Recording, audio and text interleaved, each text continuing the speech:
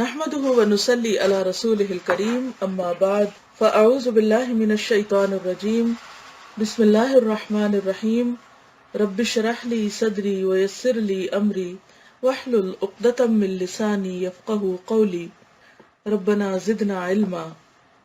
آج کا موضوع ہے ذکر۔ اسلام کی ایک بنیادی تعلیم ذکر ہے۔ ذکر کا معنی ہوتا ہے یاد کرنا۔ ذکر کے معنی یاد کے ہیں، یعنی خدا کو یاد کرنا۔ خدا کو بھولنے کی حالت کا نام غفلت ہے، اور خدا کو یاد رکھنے کی حالت کا نام ذکر۔ یہ ذکر ایک فطری حقیقت ہے، یعنی انسان کے اندر پروگرامڈ ہے۔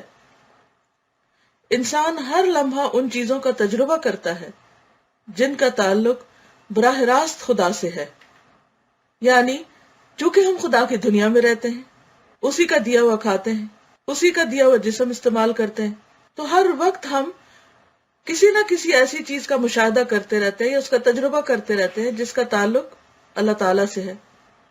تو یہ ہو نہیں سکتا کہ پھر ہم اسے یاد نہ کریں۔ یہ بالکل ایسے ہی اگر آپ کسی کے گھر گئے ہوئے ہیں اور کسی کے گھر میں رہ رہے ہوں تو یہ نہیں ہو سکتا کہ آپ اس گھر والے کے خیال سے غافل رہیں۔ آپ کو ہر لمحہ خیال رہے گا کہ یہ فلاں کا گھر ہے یا میں اس میں رہ رہا ہوں۔ تو یہ کیسے ہو سکتا ہے کہ اتنی بڑی دنیا جس میں ہم رہ رہے ہیں اور جو اللہ نے بنائی ہو، آسمان کی طرف نظر ڈالے تو دل یقین سے کہہ اٹھے کہ یہ کوئی انسان نہیں بنا سکتا، یہ اللہ ہی کا بنایا ہوا ہے۔ اور پھر آسمان طرح طرح کے رنگ بدلتا ہے، تو ان رنگوں کی تبدیلی جو ہے، موسموں کی تبدیلی جو ہے، ہمارے آس پاس کی چیزوں کی، درختوں، پھولوں، پتوں کے رنگوں کی تبدیلی، اور ان میں مسلسل چینج، دن اور رات کی تبدیلی، رات کا اندھیرا اور دن کی روشنی، یہ ساری چیزیں مسلسل انسان ایک حال سے دوسرے حال کو ایکسپیرینس کرتا رہتا ہے، تو یہ اسے دراصل اللہ کی یاد دلاتی رہتی ہے۔ تو یہ لکھتے ہیں کہ انسان ہر لمحہ ان چیزوں کا تجربہ کرتا ہے جن کا تعلق براہ راست خدا سے ہے، یعنی ڈائریکٹلی اللہ تعالیٰ سے ہے۔ وہ سورج اور چاند، دریا اور پہاڑ، ہوا اور پانی کو دیکھتا ہے جو سب کی سب خدا کی پیدا کی ہوئی ہیں۔ اسی طرح تمام مخلوقات، یعنی ساری کریشن جو انسان کے سامنے آتی ہیں، وہ سب اس کو خالق کی یاد دلاتی ہیں۔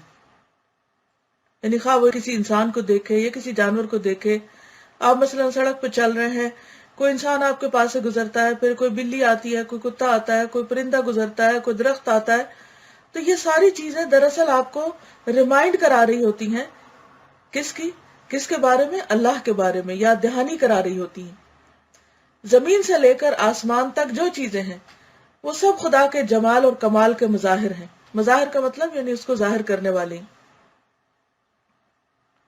وہ اپنے پورے وجود کے ساتھ خدا کی ہستی کا تعارف ہے، یعنی ہر چیز اپنے خالق کی یاد دلا رہی ہے۔ اس طرح جس دنیا میں انسان رہتا ہے اور جن چیزوں کے درمیان وہ صبح و شام گزارتا ہے، وہ ہر لمحہ اس کو خدا کی طرف متوجہ کرتی ہیں، یعنی بار بار اس کا دھیان اللہ کی طرف کراتی ہیں۔ ان چیزوں سے متاثر ہو کر اس کے دل و دماغ میں ہر لمحہ ربانی کیفیات پیدا ہوتی ہیں۔ انہی کیفیات کے لفظی اظہار کا نام ذکر ہے، یعنی جو دل کے جذبات ہیں، دل کے خیالات ہیں، ان کو انسان جب الفاظ دیتا ہے تو اسی کا نام ذکر ہے۔ اسی طرح انسان اپنی زندگی میں بار بار خدا سے تعلق کا تجربہ کرتا ہے۔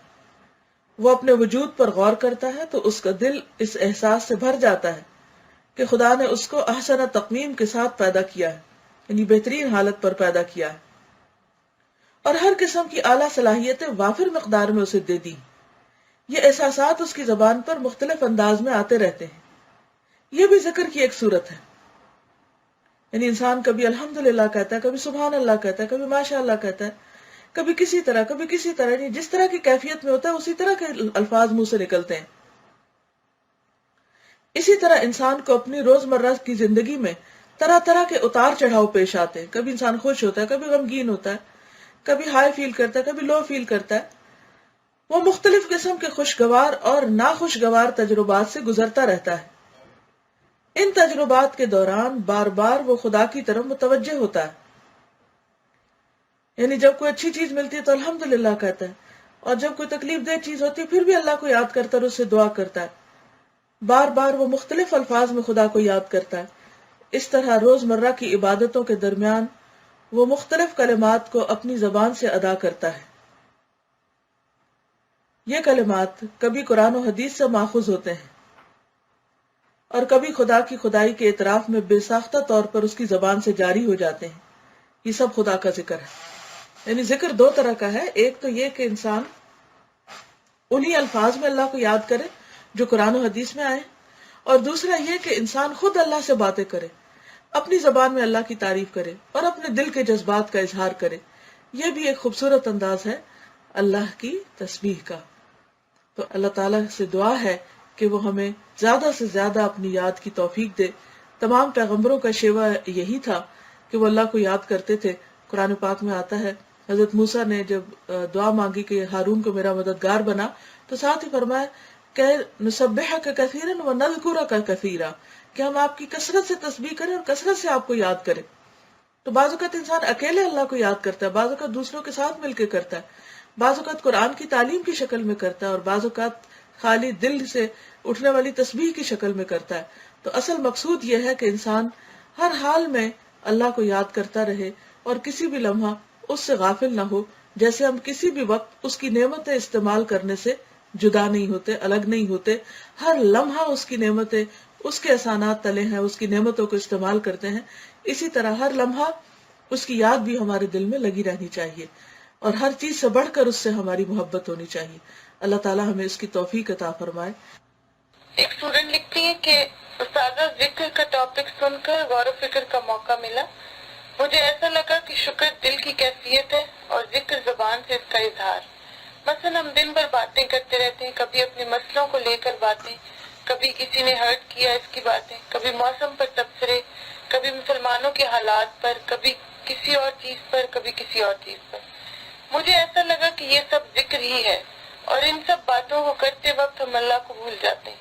اگر دل میں تقویٰ ہو تو برائی، غیبت اور بے فائدہ تبصرے نہیں ہوں گی، اور ساتھ ہی اگر شکر ہوگا تو ہمیشہ اچھی باتوں کا ذکر کریں گے۔ جب ہمارے اندر شکر گزاری آ جائے تو ہماری سوچ ہی پازیٹیو ہو جاتی ہے، پھر انسان ہر بات کو اللہ کی طرف سے امتحان سمجھ کر صبر کرتا ہے۔ جزاک اللہ استاذہ، آپ کے پڑھانے کے انداز میں اس غور و فکر کا موقع دیے۔ الحمدللہ انہوں نے بہت اچھی طرح بات کو سمجھا ہے۔ اللہ تعالیٰ ان کے فہم میں اور اضافہ فرمائے۔ استاذہ ایک اور اسٹوڈنٹ کا کمنٹ ہے، لکھا ہے کہ کل بازی میں پارا 2 پارٹ 1 کا ٹیسٹ اناؤنس کیا، میں ترجمے کی ریویژن کر رہی تھی اور یہ آیات ریوائز کرتے وقت ذکر کا ٹاپک ذہن میں آیا، فَاذْكُرُونِي أَذْكُرْكُمْ وَاشْكُرُوا لِي وَلَا تَكْفُرُونِ۔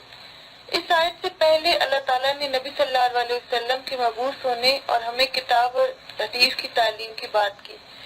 کل مجھے ان دو آیات کا تعلق آپس میں سمجھ آیا کہ اللہ تعالیٰ نے نبی صلی اللہ علیہ وسلم کو بھیجا اور ان کے ساتھ قرآن اور حدیث کا علم، لہٰذا نبی صلی اللہ علیہ وسلم کی آمد، قرآن اور حدیث کا یہ علم، یہ سب اللہ کی نعمتیں ہیں جن کو ہم نے ہر جگہ ذکر کر کے پھیلانا ہے، اور ان پر اللہ کا شکر اپنے رویے، کردار اور عمل سے کرنا ہے۔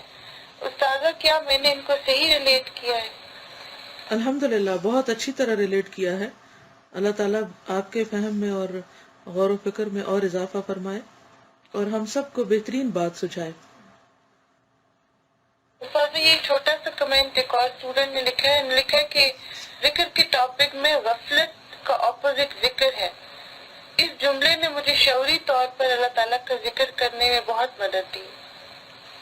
واقعی اگر ہم غور کریں تو بات یہی ہے، اصل بات یہ ہے کہ جو علم ہوتا ہے انسان کے دل و دماغ کو روشن کرتا ہے، اور اللہ نے ہر انسان کو عقل دی ہے، اور جب اس عقل کی رگڑائی ہوتی ہے یا پالشنگ ہوتی ہے تو اور وہ چمکنے لگتی ہے تو وہ چیزیں نظر آنے لگتی ہیں جو آلریڈی ہوتی تو ہمارے سامنے ہے، لیکن ہم ان پر غور نہیں کرتے اور ان سے سبق نہیں لیتے۔